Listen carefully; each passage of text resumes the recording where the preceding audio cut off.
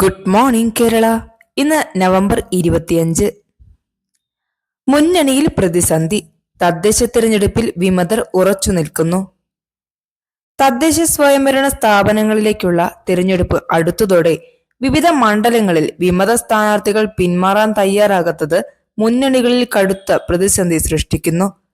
പിന്മാറ്റ അഭ്യർത്ഥനകൾ നിരാകരിച്ച് വിമതർ മത്സരരംഗത്ത് ഉറച്ചു നിൽക്കുന്നത് എല്ലാ രാഷ്ട്രീയ പാർട്ടികളിലും ആഭ്യന്തര ഭിന്നത രൂക്ഷമാക്കിയിട്ടുണ്ട്. സ്ഥാനാർത്ഥിത്വം പിൻവലിക്കാൻ കൂട്ടാക്കാത്ത നിരവധി സ്വതന്ത്ര സ്ഥാനാർത്ഥികൾക്കെതിരെ അച്ചടക്ക നടപടികൾ സ്വീകരിക്കുന്നതിനെ കുറിച്ച് പാർട്ടികൾ ആലോചിക്കുന്നുണ്ട്.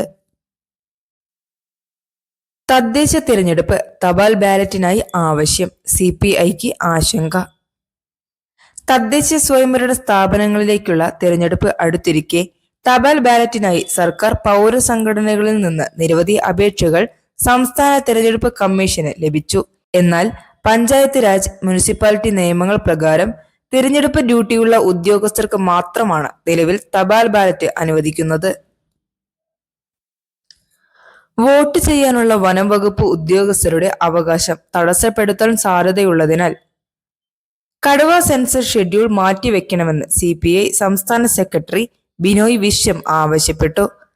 സെൻസസ് ഡിസംബർ 8 അവസാനിക്കാനിരിക്കെ തൊട്ടടുത്ത ദിവസം നടക്കുന്ന ആദ്യഘട്ട തിരഞ്ഞെടുപ്പിൽ വോട്ട് ചെയ്യാൻ ഉദ്യോഗസ്ഥർക്ക് പ്രയാസമുണ്ടാകും.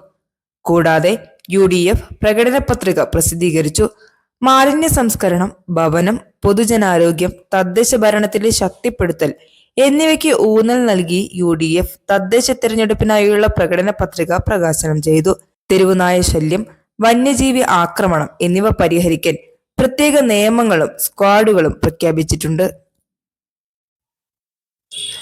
കനത്ത മഴ മുന്നറിയിപ്പ്. 3 ജില്ലകളിൽ ഇന്ന് യെല്ലോ അലർട്ട്. സംസ്ഥാനത്ത് ശക്തമായ മഴയ്ക്ക് സാധ്യതയുള്ളതിനാൽ തിരുവനന്തപുരം, കൊല്ലം, പത്തനംതിട്ട എന്നീ ജില്ലകളിൽ കേന്ദ്ര കാലാവസ്ഥാ നിരീക്ഷണ കേന്ദ്രം ഇന്ന് യെല്ലോ അലർട്ട് പ്രഖ്യാപിച്ചു. ഈ ജില്ലകളിൽ ഒറ്റപ്പെട്ട കനത്ത മഴയ്ക്കും ഇടിമിന്നലിനും സാധ്യതയുണ്ട്. താഴ്ന്ന പ്രദേശങ്ങളിൽ താമസിക്കുന്നവർ ജാഗ്രത പാലിക്കണമെന്ന് അധികൃതർ നിർദ്ദേശിച്ചു. കേരള, ലക്ഷദ്വീപ് തീരങ്ങളിൽ കടൽക്ഷോഭം രൂക്ഷമായതിനാൽ നവംബർ 28 വരെ മത്സ്യബന്ധന വിലക്ക് തുടരും. ചലച്ചിത്രോത്സവത്തിന് തിരി തെളിയുന്നു. IFFK 2025 ഡെലിഗേറ്റ് രജിസ്ട്രേഷൻ ആരംഭിച്ചു. സിനിമാ പ്രേമികളുടെ കാത്തിരിപ്പിന് വിരാമമിട്ട് 30ാമത് അന്താരാഷ്ട്ര ചലച്ചിത്രോത്സവം IFFKയുടെ ഡെലിഗേറ്റ് രജിസ്ട്രേഷൻ ആരംഭിച്ചു. ഓൺലൈൻ വഴിയും തിരുവനന്തപുരത്തെ ടാഗോർ തിയേറ്ററിൽ സജ്ജീകരിച്ചിട്ടുള്ള ഹെൽപ്പ് ഡെസ്ക് വഴിയും പ്രതിനിധികൾക്ക് രജിസ്റ്റർ ചെയ്യാം. ഡെലിഗേറ്റ് ഫീസ് പ്രഖ്യാപിച്ചതോടെ ചലച്ചിത്ര പ്രേമികളിൽ നിന്നും വിദ്യാർത്ഥികളിൽ നിന്നും മികച്ച പ്രതികരണമാണ് ആദ്യഘട്ടത്തിൽ തന്നെ ലഭിക്കുന്നത്. മിൽമയുടെ പാൽ സംഭരണത്തിൽ റെക്കോർഡ് വില വർധനവ് പരിഗണനയിൽ. മിൽമയുടെ പാൽ സംഭരണത്തിൽ 14% റെക്കോർഡ് വർധനവ് രേഖപ്പെടുത്തിയതായി ചെയർമാൻ KS മണി അറിയിച്ചു. കഴിഞ്ഞ 6 മാസമായി തുടർച്ചയായി വർധനവുണ്ടായിട്ടുണ്ട്. കൂടാതെ തദ്ദേശ തിരഞ്ഞെടുപ്പിന് ശേഷം പാൽ വില വർദ്ധിപ്പിക്കാൻ സാധ്യതയുണ്ടെന്ന് മിൽമ ചെയർമാൻ സൂചന നൽകി. വിദഗ്ധ സമിതി വില വർദ്ധിപ്പിക്കാൻ ശുപാർശ ചെയ്തിട്ടുണ്ട്. ലിറ്ററിന് 3 മുതൽ 4 രൂപ വരെ വർധനവിന് സാധ്യതയുണ്ട്. രണ്ടാം പാദത്തിൽ ഇന്ത്യയുടെ വളർച്ച 7.3% കണക്കാക്കുന്നു. 2025 ജൂലൈ സെപ്റ്റംബർ പാദത്തിൽ ഇന്ത്യയുടെ മൊത്ത ആഭ്യന്തര ഉൽപാദന വളർച്ച 7.3% ആയിരിക്കുമെന്ന് റോയിട്ടേഴ്സ് നടത്തിയ സാമ്പത്തിക വിദഗ്ധരുടെ സർവേ പ്രവചിക്കുന്നു. ഇത് തൊട്ടു മുമ്പുള്ള പാദത്തിലെ 7.8% വളർച്ചാ നിരക്കിനേക്കാൾ കുറവാണ്. വളർച്ചയ്ക്ക് പിന്നിലെ പ്രധാന കാരണങ്ങൾ ഗ്രാമീണ ഉപഭോഗത്തിലെ ശക്തമായ മുന്നേറ്റവും സർക്കാർ ചെലവഴിച്ച വലിയ തുകയുമാണ്. എന്നാൽ നഗരങ്ങളിലെ ഉപഭോഗത്തിലെ കുറവും സ്വകാര്യ നിക്ഷേപങ്ങളിലെ ബലഹീനതയും പ്രധാന വെല്ലുവിളികളായി നിലനിൽക്കുന്നു.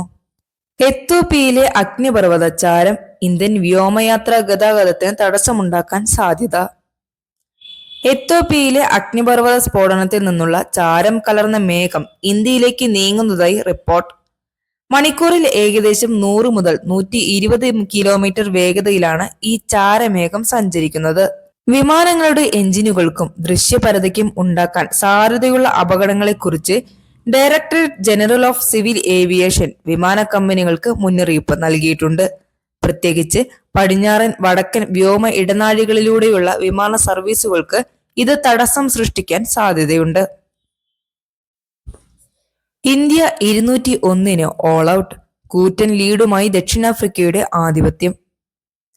ഗുവാഹത്തിയിലെ ബർസപാറ സ്റ്റേഡിയത്തിൽ നടക്കുന്ന രണ്ടാം ടെസ്റ്റ് മത്സരത്തിൽ ദക്ഷിണാഫ്രിക്ക സമ്പൂർണ്ണ ആധിപത്യം സ്ഥാപിച്ചു. ദക്ഷിണാഫ്രിക്കയുടെ ഒന്നാം ഇന്നിംഗ്സ് സ്കോറായ 489 റൺസിന് മറുപടിയായി ബാറ്റിംഗിനിറങ്ങിയ ഇന്ത്യ മൂന്നാം ദിനം വെറും 201 റൺസിന് ഓൾ ഔട്ടായി. യശസ്വി ജയ്സ്വാൾ മാത്രമാണ് ഇന്ത്യൻ നിരയിൽ അർദ്ധ സെഞ്ചുറി നേടിയത്. എന്നാൽ ബാക്കി ബാറ്റർമാർക്ക് കാര്യമായ സംഭാവന നൽകാനായില്ല. ദക്ഷിണാഫ്രിക്കയ്ക്ക് വേണ്ടി pace bowler Marco Jansen 48 runs മാത്രം വഴങ്ങി 6 വിക്കറ്റ് വീഴ്ത്തി ഇന്ത്യൻ ബാറ്റിംഗ് നിരയെ തകർത്തെറിഞ്ഞു. തുടർന്ന് 288 റൺസിന്റെ വലിയ ലീഡ് നേടിയ ദക്ഷിണാഫ്രിക്ക ഇന്ത്യയെ ഫോളോ ഓണിന് അയക്കാതെ വീണ്ടും ബാറ്റ് ചെയ്യാൻ തീരുമാനിച്ചു. രണ്ടാം ഇന്നിംഗ്സിൽ വിക്കറ്റ് നഷ്ടമില്ലാതെ 26 റൺസെടുത്ത അവർ 314 റൺസിന്റെ നിർണായക ലീഡോടെ ഇന്നിംഗ്സ് ഡിക്ലെയർ ചെയ്യുകയായിരുന്നു. ഇതോടെ മത്സരത്തിന്റെ നിയന്ത്രണം പൂർണ്ണമായും ദക്ഷിണാഫ്രിക്കയുടെ കൈകളിലായി. വാർത്ത തുടരും. Signing off.